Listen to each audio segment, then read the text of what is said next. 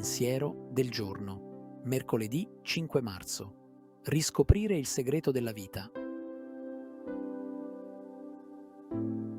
La Quaresima, come sappiamo, chiama tutti i cristiani alla conversione. Lo chiede anche a noi. Ma qual è la tipica conversione che dobbiamo essere sempre pronti a fare, soprattutto in questo tempo di Quaresima? È la convergenza, il volgersi verso Dio. È qualcosa che facciamo concretamente e nel modo più appropriato quando ci rivolgiamo al nostro prossimo. Lo consideriamo come il nostro percorso specifico che ci apre l'accesso a Dio. Sapete che parliamo spesso del nostro prossimo e dell'amore che gli dobbiamo. Tuttavia, ogni volta che questo percorso viene illuminato, è sempre nuovo per noi. È quello che è successo anche a me, qualche giorno fa. Stavo meditando. Ed ecco, davanti ai miei occhi, la stupenda pagina del giudizio finale. Gesù che verrà a giudicarci e ci dirà: «Ho avuto fame e mi avete dato da mangiare. Ho avuto sete e mi avete dato da bere». Matteo 25:35. Mentre le leggevo, queste parole mi hanno colpito come se fosse la prima volta che le leggevo. Ho riscoperto che Gesù, nell'esame finale, non mi avrebbe fatto questa o quella domanda, che senza dubbio avrei dovuto fare, ma si sarebbe concentrato sull'amore per il prossimo.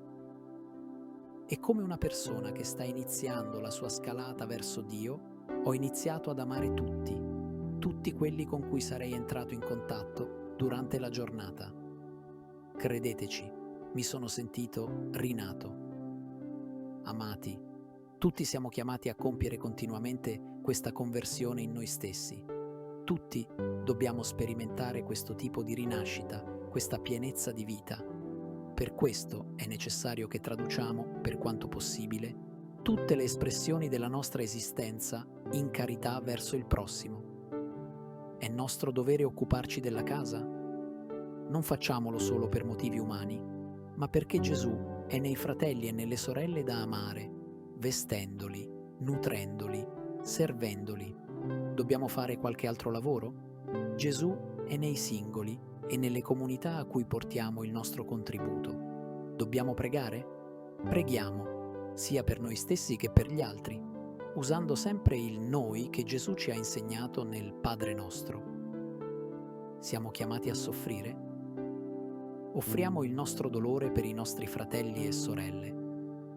È volontà di Dio trattare con qualcuno? Che abbiamo sempre l'intenzione di ascoltare Gesù in lui, di consigliarlo, di istruirlo, di confortarlo.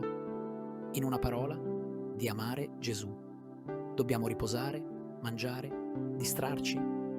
Diamo a tutti questi atti l'intenzione di voler, attraverso di essi, recuperare le forze per servire meglio il nostro fratello. Infine, facciamo tutto per il nostro fratello. Sì, cari tutti, dobbiamo diventare santi, ma sulla nostra strada, che è la strada dell'amore, anzi, la strada dell'amore radicale, che dobbiamo praticare prima di tutto tra di noi, dove diventa reciproco, e poi con gli altri.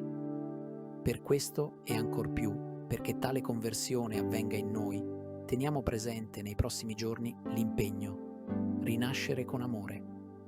Chiara Lubick, Meditazioni.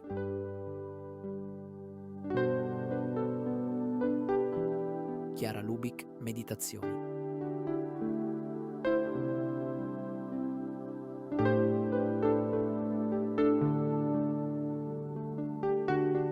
Parola di vita, marzo 2025. Perché guardi la pagliuzza che è nell'occhio del tuo fratello e non ti accorgi della trave che è nel tuo occhio. Luca 6:41. El pensamiento del día es un material de difusión que realizamos personas de buena voluntad que contribuimos con nuestro servicio a lograrlo. No realizamos ninguna interpretación personal a los escritos de Chiara Lubick. Solo lo difundimos lo más fiel posible.